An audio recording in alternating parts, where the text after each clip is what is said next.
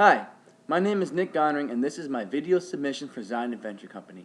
First off, I would just like to mention that when I teach, I really like to incorporate hands-on learning methods into my teaching strategy. I find that anytime you can immerse the student in the lesson, it becomes an overall better learning experience and allows the student to retain the information. The following video is my teaching video. Today we're going to be learning about aerodynamics. So, let's cover an outline of what we're going to be learning today. We have Newton's 3 laws of motion. We have gravity, we have drag, we have lift, we have thrust. These are some basic guiding principles of aerodynamics. And then we have 2 concepts, Bernoulli's principle and the Coanda effect.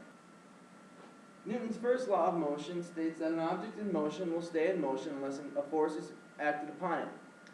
Now, I have a marker here. I'm going to drop this marker. What happened here? Why did the marker stop? Well, obviously it hit the table. But why did it do that? Our friend gravity here made the marker stop. Gravity is everywhere. It is what keeps us on the ground, keeps us from floating off into outer space. Newton's second law of acceleration states that the greater the mass of an object, the greater the force is going to be needed to move that object or accelerate that object. Once again, I have my friendly marker here, and I want to push this marker, well, let's say I want to get this marker across the room. Now, I don't necessarily just want to go about flicking the marker. I'm going to want to wallop that thing as hard as I can to get that thing all the way across the room. Basically, the marker may not be that massive, but I wanted to get it at a greater distance, so I wanted to exert more force in allowing that marker to travel, or accelerate and get across the room. Now you might be asking yourself, what makes this rocket go straight? Well, that's a very interesting question, because there is something here, a concept known as drag. Now drag, don't be a drag. Haha, I'm just kidding. Drag is very important because when scientists discovered that if you put fins on a rocket, aka stabilizers, it would keep it stable. But why? Well, while the rocket's going up, air currents are hitting the rocket going down. Now, if you take those fins off, it spins off in all different directions and just sort of goes out of control. However, if you add the wings, it makes it go straight. Well, why is that? Because although there may not be a whole lot of drag on the fins, it is still enough to make the rocket stable. Similar to how if you light a bottle rocket without a stick, don't try that at home, kids, it'll go off in all different directions. Newton's third law states that every action has an equal or opposite reaction. Now, this is particularly important in aerodynamics because scientists use it to build rockets. Well, why does this relate? Well, let me show you. Here we have a crude drawing of a rocket. When this rocket explodes, the fuel goes off, it pushes off of the ground, going this direction, and it pushes the rocket off in that direction. It's very similar to the way a cannon works. When the cannon fires, all the powder on the inside of the chamber shoots the cannonball off in the other direction. However, the cannon's on wheels and it goes the other direction.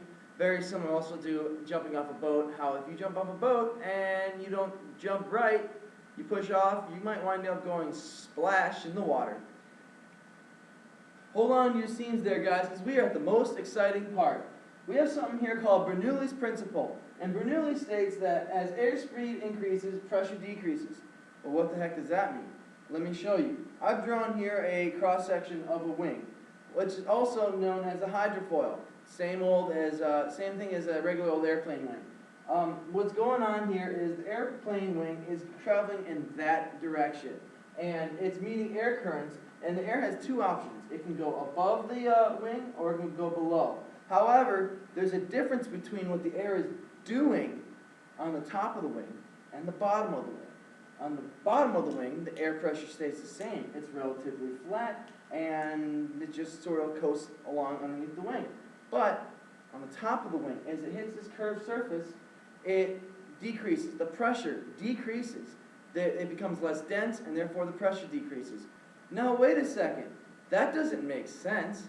Why would the air following the curved surface become less dense and thus with less pressure than the air following the flatter surface? Well, that is where the Coanda effect comes in. The Coanda effect states that air currents tend to flow along curved surfaces. Watch. I have a postcard here, and I have a flame. I'm going to blow on this, try and blow this flame out.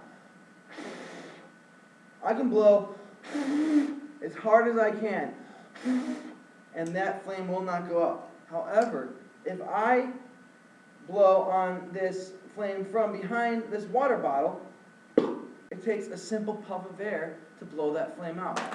Why does that happen? Well, that is proving the Coanda effect. Now let's backtrack here. That's proving Benelli's principle: as airspeed increases, pressure decreases over the curvature of a wing. And there we have it, our best friend, the major guiding principle in aerodynamics: lift. To all you at Zion Venture Company, thank you very much for watching my video. I hope you enjoyed watching it.